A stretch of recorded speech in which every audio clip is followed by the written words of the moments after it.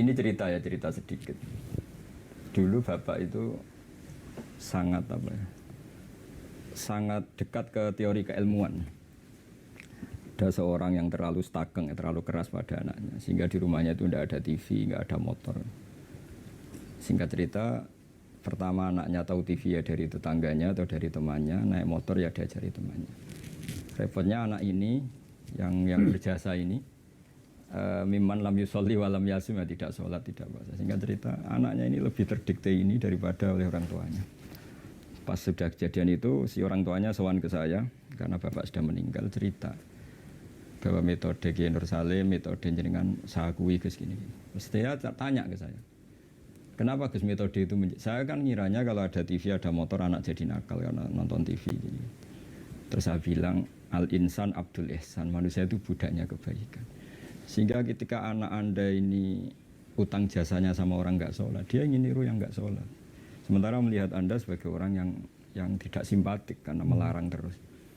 Semenjak itu dia ngakui manhajnya bapak saya. Dan dulu bapak saya juga gitu.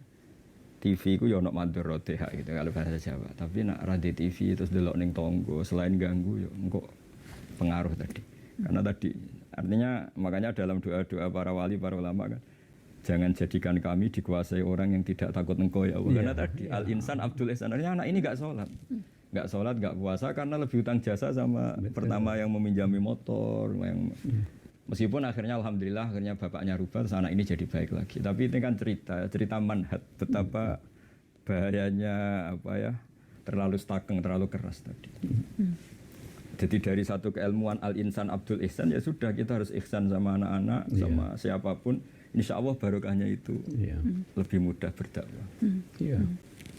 Itu di hadis rahimallahu imra'an a'ana waladahu ala birri. Allah merahmati seorang yang membantu anaknya untuk jadi baik. Bagaimana? Jangan dia maki. Jangan dia bebani beban yang berat. Ya toh? Kalau tegur yang baik. Ya toh? Itu. Jadi ada hubungan akrab sehingga kalau dia mau curhat, dia curhat pada ibunya kalau perempuan. Dia curhat pada bapaknya, bukan curhat pada temannya. Ya, temannya ya. Karena itu bersahabat. Ya, kamu kan curhatnya sama mami kan? Ya, Nana curhatnya apa marahnya? Jengkelnya mungkin ya.